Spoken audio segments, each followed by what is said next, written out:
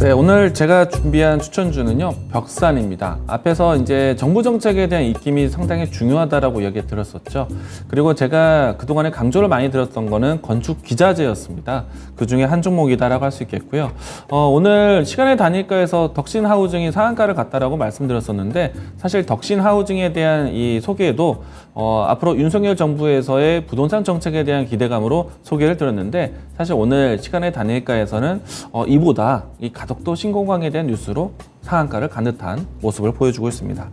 그런데 이제 그 못지않게 이 부동산 관련된 이 건축 기자재 종목들도 시간의 단일가에서 상승세를 잘 보여줬는데, 내일장에서 건축 기자재들의 동반적인 움직임들도 기대해 보셔도 좋을 것 같습니다.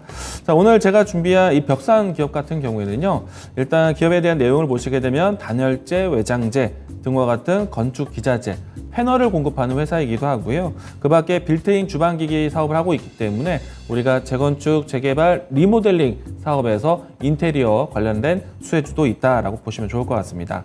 그리고 이 회사는 이미 자회사로 하츠를 가지고 있는데 하츠에 대한 매출 성장이 상당히 좋습니다. 지인법 이익에 대한 부분들이 좀 부각이 될 수가 있겠죠. 그래서 긍정적으로 보시면 좋을 것 같고요. 그리고 특징적으로 지난해 연말까지 사건 사고가 좀 많았었습니다. 현대산업개발에 대한 이 아파트 붕괴 소식도 있었고, 그리고 그동안에 주요 물류 창고 기지에서 여러 가지 화재 사건이 나오기도 했었는데, 이 때문에 건축 기자재에 대한 표준 기준이 상당히 강화됐습니다. 그러므로 인해서 벽산이 만들고 있는 친환경 소재 혹은 여러 가지 이 단열 외장재에 대한 패널 공급이 상당히 까다로워질 겁니다. 그러면은 이 벽산의 이 주 제품에 대한 공급이 상당히 좀 시장에서 주요 패널로 수혜받을 것으로 전망을 하고 있고요. 이 때문에 벽산의 올해 실적에 대한 이 눈높이도 상당히 높아질 것으로 보고 있습니다. 지난해까지 시장보다는 올해 실적을 더 기대해보자라고 이야기 드리겠고요. 이 종목에 대한 주가 흐름 보시면서요, 가격 전략 보도록 하겠습니다.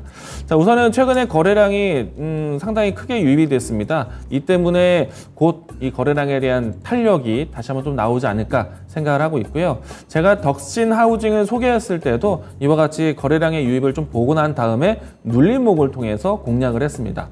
그런데 벽산의 지금 현재 눌림목 같은 가격권은요, 사실 주가를 좀 큰 차트로 보시게 되면은 한눈에 좀 보이시죠.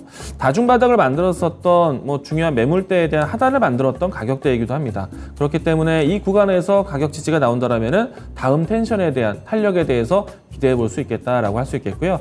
자, 우선은 현재까지는 박스권에 대한 대응을 볼 것 같습니다. 그래서 1차적으로 했을 때는 이 종목에 대한 목표가를 4,400원 제시하도록 하겠고요. 손절 라인 때는 이 박스권에 대한 하단 라인대가 좀 지지선이 중요하기 때문에 가격적으로 했을 땐 3,240원 제시하도록 하겠습니다. 오늘 벽산과 같은 부동산 정책 관련된 내용들 좀 관심 있게 보자라고 계속해서 강조드렸습니다. 자, 이